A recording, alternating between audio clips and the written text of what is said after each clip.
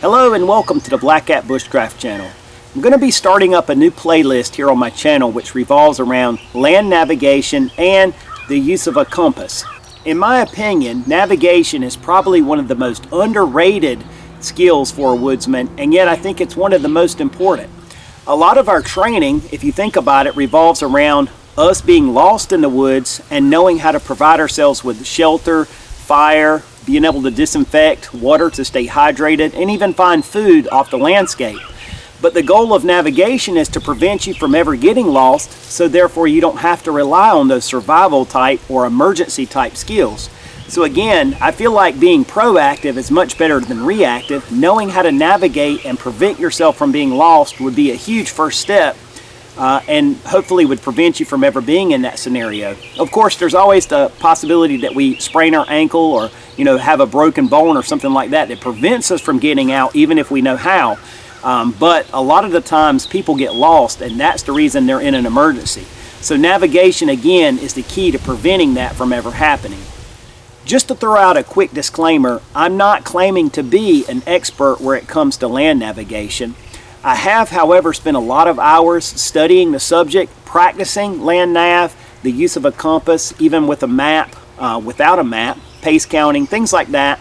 And so it's something that I feel like I have a strong grasp of, at least the basic level of navigation, and that's really all I plan to share, the basics, because for the majority of people, really what you need to know is how to shoot an azimuth or take a bearing, how to backtrack, basics like that, just a basic navigation techniques, and that's really what I plan to share through these videos.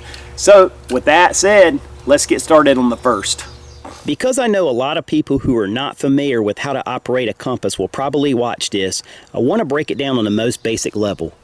This round piece here is the compass bezel, and on this type of compass that rotates so that you can orient the direction you want to travel. If you look here, there's a needle, a black end and a red end. The red end will always point to magnetic north when your compass is held level. And that's a tip. You always want to keep your compass level so that that needle can turn properly. All right, the other thing that you need to understand is the doghouse, which is right here. It kind of looks like a little doghouse or a shed. A lot of people refer to the needle as red, and you put red in a shed, or you put the dog in the doghouse, however it works for you. But basically, all you have to do is orient this bezel so that the red needle aligns with that doghouse, or red in the shed. Hopefully you can see that at this angle. At that point, whatever is up here on this marker is the direction that you're facing. All right, if I want to face north, then I turn the bezel to put north up here on this marker. This is my direction of travel.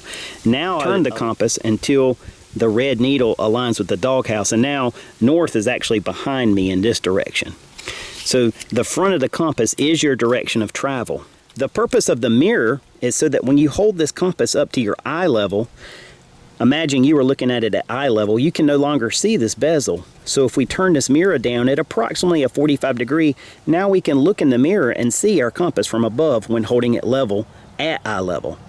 At that point, to determine which direction we're facing or traveling, we simply rotate this until the red needle is in the shed, so to speak. And now that we're familiar with our compass a little more and how it functions, let's say that we want to travel on the horizon out to a tree or to a destination of some sort. In this case, I've got an orange ring around this tree that's probably 8 to 10 feet in front of me. All right, we're just going to pretend that that's 300 meters out at a distance from us, and we want to travel there so that we can see what's going on out that way. All right, I need to determine what the bearing is to that object so that way I can get back. All right, right now, if we hold the compass up to our eye level, we can no longer see the bezel. But we're going to hold it to our eye level and make sure our compass is level so the needle will function properly. And I'm going to tilt this mirror at about a 45 degree angle so I can now see the bezel in the mirror. And then I sight my object here with this gun sight. And then I'm simply going to rotate the bezel so that the red north marker, the doghouse, so to speak, aligns with the red north pointing needle. And at that point, I know that this sight is sighting this bearing right here. on my compass. And if I read that, it's about 228 degrees. And that's it. At that point, I keep that tree in my eyesight, I close my compass, put it in my pocket, and I pace count my way out to that obstacle. Or if you're not pace counting, keeping track with the distance, you just walk to that obstacle. When I get to that, I know that I've traveled on a bearing of 228 degrees. If I want to come back, I simply subtract 180 degrees, and that would give me the bearing to dial in to my compass. So I'd turn the bezel to that reading, okay? Or if I want to leave that tree and go in another direction, at least I know where I came from, as long as I'm recording that bearing. So it's as simple as that to sight with your compass. You can always determine the bearing that simple. The flip side to this is, let's say that you already knew what bearing you needed to travel on. Let's say, for instance, that we wanted to travel on a bearing of 230 degrees. So now all I do is rotate the bezel to put 230, which is a southwesterly direction, up to the top of my compass here. So now this is going to be my direction of travel. It's as simple at that point to rotating my body and my compass until red is in the shed, and we're roughly there. It's hard for me to balance everything with the camera. At that point, I sight something in the distance that is on that bearing. In other words, maybe a tree or something distinct that I can keep my eye on and walk to without losing sight of. That's it. It's just a matter of lining up the red north marker and the red needle and sighting something along that bearing that you can walk to. Now, I close my compass lid and I walk to whatever that thing is that I sighted, whether it's a tree or some destination of some type. When I get to that, if I want to continue to travel along that bearing, I put my back to what I sighted and I repeat the process over and over until I arrive where it is I'm trying to arrive. I just always make sure that the red needle goes into the red north marker, the shed, so to speak, and I continue to sight things that are along that bearing. It's as simple as that. All right, anytime that you try to film a compass on a camera, it's always difficult because you've got the reflection of sunlight, reflection from the mirror, and it's just always difficult to get proper angles where you can see what's happening on the camera.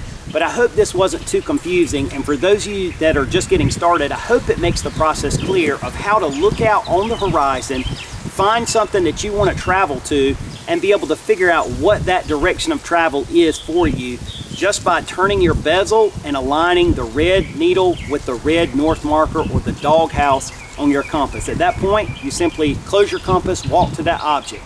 If you want to continue to travel in the same bearing, you put your back to that object, re-sight something else in that same line of travel, and continue.